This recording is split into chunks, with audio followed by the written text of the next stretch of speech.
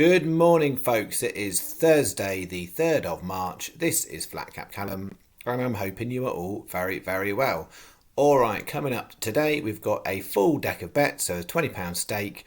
We'll do the review of yesterday.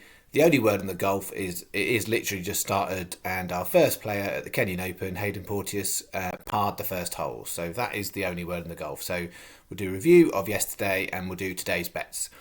All right, before we do that though, I do want to go uncharacteristically serious for just a couple of minutes. And something happened yesterday, and it's made me very, very thoughtful, and I'm very thoughtful about what I want to talk about and what I want to share, because I'm running a fairly chilled horse racing and golf tipping YouTube channel, clearly, and so this is not necessarily about serious life and death stuff, and it's not life and death. But yesterday somebody made a comment around basically questioning whether or not the tips that I gave on the golf were valid because I couldn't pronounce a golfer's name.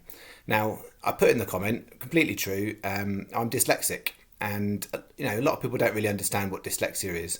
And so I thought I just want to do a couple of minutes and explain to you, because even if one or two people are more enlightened because they've heard me articulate it, then that's great. And if one or two people, and I'm sure there's probably a whole bunch of people watching this that are dyslexic or might not even know they're dyslexic, and if it actually helps anyone else for me to articulate it for a couple of minutes, then I'm going to do it.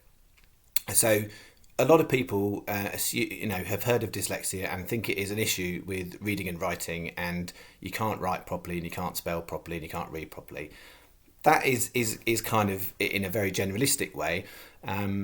But actually it's a lot more broader than that, and there's a lot more, there's a spectrum, so different people have different levels of severity of it.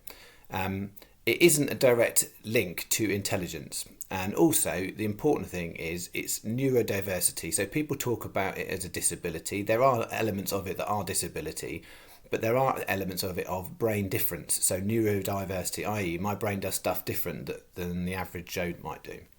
So for me, I can read and I can write, although my handwriting's quite poor.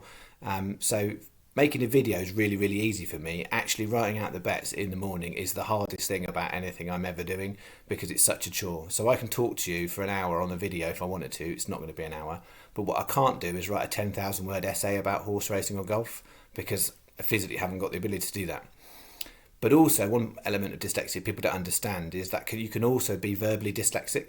So for me, sometimes certain words, I can't say them. So you could tell me 23 times. And I really, really thank Charlie Winters yesterday, who gave me a really helpful way of trying to pronounce Christian Bezen. I can't even do it, because there's certain things in my brain, and it's not about my understanding or about golf. Now, clearly I can't play golf, but I'm looking at statistics and form when I watch golf, but I can't play it. There's certain things in my brain that just don't fire, and I can't learn them. So for me, when I was younger, learning to ride a bike, learning to swim, tie my shoelaces, all those things I did eventually, but found it really, really, really, really difficult. It's not about how smart I am, it's about how my brain doesn't fire on things. So what I really want, I guess, as a couple of takeaways from this, I want people to think about, when you find yourself in a situation and you see somebody who has a spelling mistake or a punctuation mistake, it's not necessarily because they are lazy or because they don't care or because they're not intelligent or they don't understand. It might just be that their brain works differently. There's a number of people who have written comments to me on this YouTube channel who've spelt my name wrong. I don't put any judgment on that. Now, my name is spelt correctly on the YouTube channel. And you might go, well, surely those people are thick if they can't spell your name right. It doesn't work like that. Different people's brains work differently. You can see something right in front of you and still not understand how it works. So yeah, I guess that's one of the things I wanted to talk about. But the other thing I guess that people don't talk about with something like dyslexia is I get a ton of benefits, and actually the benefits I get from dyslexia help me with gambling. So this might sound really, really stupid. But one of the benefits of dyslexia is my brain holds an inordinate amount of information in one time in some sort of like semi-photographic way. So it's not like a photographic memory, but I can hold that information and I can decipher that information really, really well and come out with conclusions. So where a lot of people, the average Joe, might look at horse racing form and find it really difficult and not know where to start, I could look at that and pour through tons and tons of data and statistics and formulate a view and opinion quite quickly and quite easily. So my brain, my dyslexic brain, is far more helpful in reading form and data than the average Joe's brain. But then when it comes to pronouncing things or spelling things, so you'll see there's spelling mistakes on my bets today, because the word phoenix, no matter how hard I try, I can't spell the word phoenix correctly. And you might think that sounds stupid. I just can't spell it right.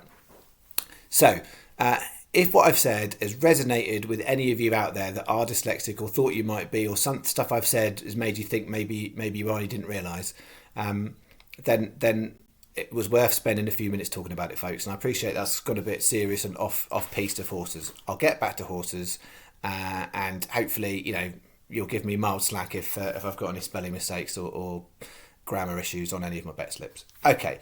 To the racing. So yesterday, not to mask the fact that yesterday was rubbish, really. So it was really, really poor. So running through the bets quite quick. So we had an each way treble. Gold Miner was brilliant. It placed 17-2 in the end. Looked like it was going to be a nice bet. And then Watergrange Jack could only get fourth. We needed it to be third to get the treble. And then 9 Alters got done on the line. So we only got one place out of 3. So that's pretty poor for a treble. We then had first each way lucky 15, which was all at Musselburgh. No, so three Musselburgh, one. Just checking. No, it was all Musselburgh.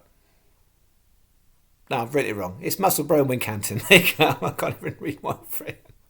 Anyway, Rapid Raider was the only one that placed, and the others didn't. So that was really disappointing. And then we had the second lucky 15, which I was really gutted about because I thought that was decent. Initiate went for them front and then finished down the field. Pledge of Peace paced.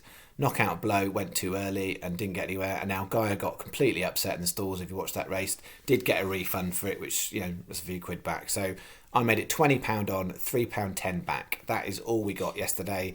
So we had a great day Monday, but then it's really easy to forget that because Tuesday and Wednesday have not gone our day, and suddenly you're 2 days in a loss and it doesn't feel very nice. And I really feel for you guys when it doesn't feel very nice, because I know there's people out there putting my bets on. So I know if I lose, that means other people are losing, and that really doesn't feel very nice from my point of view. That being said, I've got more bets. I'm just going to carry on. All right. What will I say about today's bets? Some days I come on here and I say, I like the bets. I like what I've done. And I'll be really honest with you, I don't really like something's not sitting right with me today. I've had to chop and change the bets a few times. It's one of those days where when I looked at the horses last night, a whole bunch of them, and the value just fell through the floor. There's one horse I changed just before I did the video because the price halved and the value's not there anymore, and I switched it for another horse. And I don't like doing stuff like that, particularly when it's so close to doing the video. Something about it today. So I'm not going to give you any warm vibes about today's betting at all. Okay, here is what we've come up with. Bet one, first time we've done a pattern for a while. So a pattern is singles, doubles and the treble. So each way singles, double, treble. It's called a pattern bet. It's 7 bets. So 7 25p each way is £3.50. So we've got 130 there. Zukayan 13-2. Then we've got the 308 Taunton Phoenix Risen 14-1. That's been backed in quite a bit. It was about 28s last night. I still think it's just about there with value, but 28s was a lot better.